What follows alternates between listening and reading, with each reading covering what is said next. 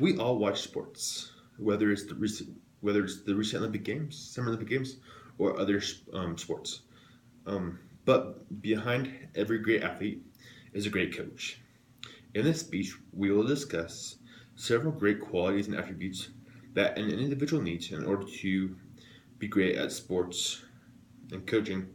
I have several years of coaching and have worked with some of the greatest coaches in the industry, from middle school all the way up to the NBA, who from time to time have helped me and guided me to have a lot of knowledge in the subject. So the question is, what are the qualities do you need in order to be a successful coach? The first attribute for a coach and to be successful is a knowledge of sports. This could be sports nutrition, the rules of the game, the psychology of coaching, and how to be a great game manager, etc. Obviously, knowing the rules and the game of the sport, whether it's basketball, baseball, is important. The best coach is also a great teacher. One of the most important things to teach the athlete is that they're a student athlete. That means they're a student first, and it's a privilege, not a right, to play sports at the middle school, high school level, etc. Without the knowledge of the particular sport, the individual who is coaching will be wasting their time and the athlete's time as well. The next attribute is to have good sportsmanship. Webster's dictionary defines sportsmanship as fair play, um, respect for opponents, and polite behavior by someone who is competing in a sport or other activities. To have good sportsmanship is great, but it is a different thing to teach it or teach by example. Um, as an example about showing good sportsmanship is to teach your parents teach your players parents to show their appreciation to the other teams, their fans, and the referees. The third attribute is to have, in order to be a great coach, is to be good with people.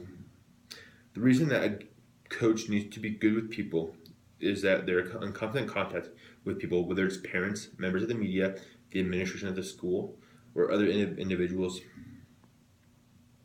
The fourth attribute is, in order to be a good sports coach, is to be a great leader on and off the court. There are so many great leaderships that a coach needs to like how to delegate. For example, a lot of the coaches at the middle school and high school level are also teachers. That means they put in 40 hours a week at school plus practice plus for example, um, teacher gets to school about 6:30 in the morning to get ready for the school or for the day, making sure the classroom is set up correctly.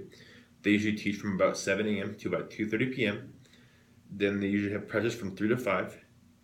Then usually go home to grade papers until about midnight, and then spend time with the family, and then repeat every day, Monday through Friday.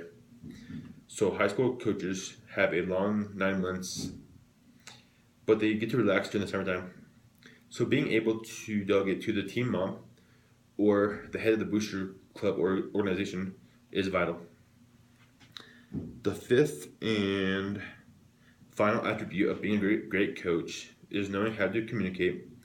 There are several steps in order to be a great communicator. The first one is to be approachable. When a student, parent, other coach, or other people feel comfortable and around you, then they will approach you and gain your trust and realize that you know what you're talking about. The next step is to be an active listener, which means know when to talk and know when to listen. Because sometimes, for example, a player doesn't know, doesn't understand what they're doing, or so like a coach takes the time to show the player this is why we do this. The third step is to define the roles of your players.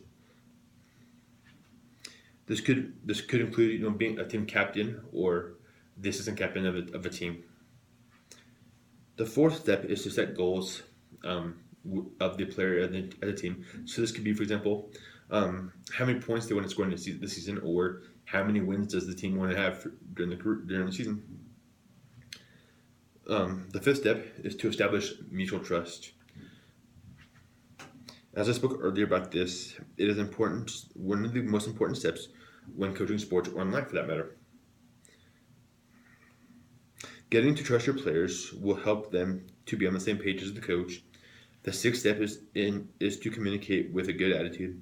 In my opinion, the way that your body posture um, is will be the way that you generate your message to your students or players.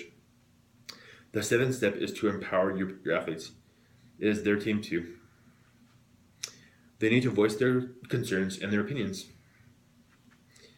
The eighth step is to fuel their minds and bodies, as we talked about in the first paragraph about this attribute.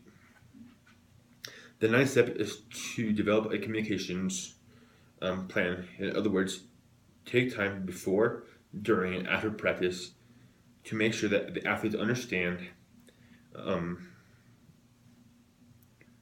what they're doing is important and why it's important. The 10th and final step is to communicate and to improve teamwork, which basically means to make sure that everyone is on the same page. In conclusion, there are many great attributes as we talked about in this book, in this speech. There are many books out there as well. The one that I like to use is a book called Successful Coaching, written by Rainer Martins, and it comes out every couple of years because obviously coaching changes, depending on the coach and the player and the atmosphere. Well, thank you for listening to me. Hopefully, I painted a picture for you, just in your head of what a successful coach looks like. Thanks.